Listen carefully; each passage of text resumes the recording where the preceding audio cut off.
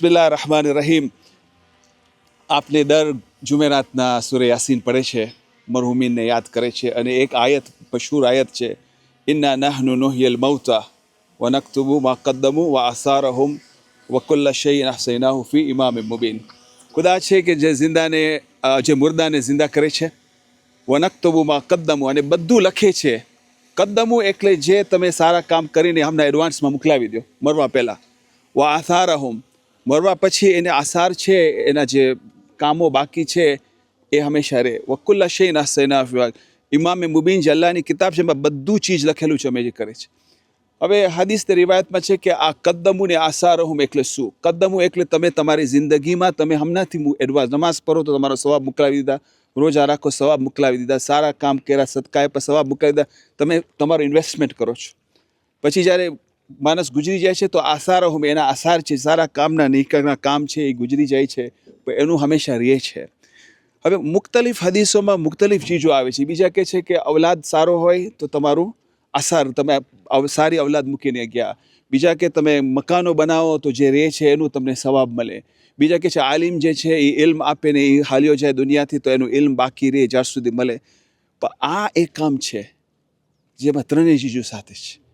અમીરુલ મુમિનની હદીસ છે કે કદ્દમુ ને આસારહુમની બહેતરીન હદીસ વસાઇલમાં છે, મુસ્તદરકુલ વસાઇલમાં, કે કદ્દમુ ને આસારહુમના ત્રણ ખાસ ચીજો છે જેના ઉપર કહે છે કે તમે આસાર એવા બાકી રાખો છો કે હંમેશા.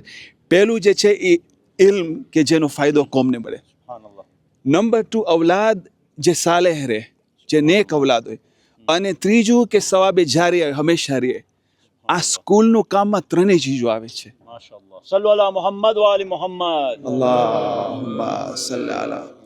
આ બચાવ આજે ભણો આવશે, અમે તો હાલ્યા જશો, પણ એનું અસર, એનું સવાબ તમારી ટીમને બધા જે અહીંયા ઊભા છે આજે એને ડોનરો બધાને મળશે.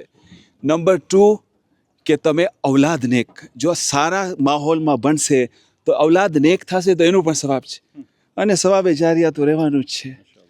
એટલે આ ખરેખર હું તમને ફરીદભાઈ, હું તો હકીકતમાં દિલની વાત કરું છું. બધા તમે કમર્શિયલમાં અમે જોયા, હાઉસિંગમાં જોયા, આ જોયા, સૌથી સારું કામ જે કરીને તમે લોકો જાઓ છો આ છે સૌથી સારું. એટલે મેં કીધું મને યકીન છે કે તમારા 4 મિલિયન અહીંયા જેટલા બધા આવી શકે. અમે શા માટે નાનું કોન્ટ્રીબ્યુશન 50,000 હોય કે 1 લાખ કે અમે સવાબથી મહેરૂમ નથી, અમને સવાબે જારિયા મળે, અમારી કોમને મળે, આખા દુનિયાને મળે. કાંઈ પૈસા અમારા તો નથી, કોમના પૈસા છે. તો માટે ખુદા તમને મુબારકી કરે, તમે નિયતે ખુલુસથી કામ કર્યા છો, અને મને યકીન ઇત્મીનાન છે કે આમાં કામયાબી થશે. જેમ કે ગઈકાલ બયાન તમે પોતે કર્યા, પ્રોફેશનલી કામ કરો, સરખા માણસોને લાવો, ઇન્ડિપેન્ડન્ટ રાખો, અને સાથે સાથે જે ઇસ્લામિક વેલ્યુઝ છે જે તમે કહી ગયા એ રહે તો પછી એનું મિશન કાયમ રહે. ઇન્શાલ્લાહ આપણે દુઆ પર છે ખુદા તાલા કે ઇન્શાલ્લાહ આ પ્રોજેક્ટને કામયાબી મળે, તમને તોફીક આપે કે બહેતરીન માણસો અને ઇન્સાન આના ઉપર કામ કરી શકે, આપના બહેતરીન ટીચરો મળી શકે જે તરબિયત કરી શકે. દુનિયાવી તાલીમમાં પણ સૌથી એક્સેલન્સ હોય, અને ઉખરવી તાલીમમાં પણ એ લોકોને હંમેશા કામયાબી દુનિયાને આખરતમાં મળે. ઇન્શાલ્લાહ. જઝાકલ્લાહ. તમને ઘણી ઘણી મુબારક ફરીદભાઈ, અને બધા મોમિનીનને જેટલી મહેનત બધા તમે કર્યા છો, ખુદા તમને તોફીકાતમાં ઇઝાફો કરે. ઇન્શાલ્લાહ.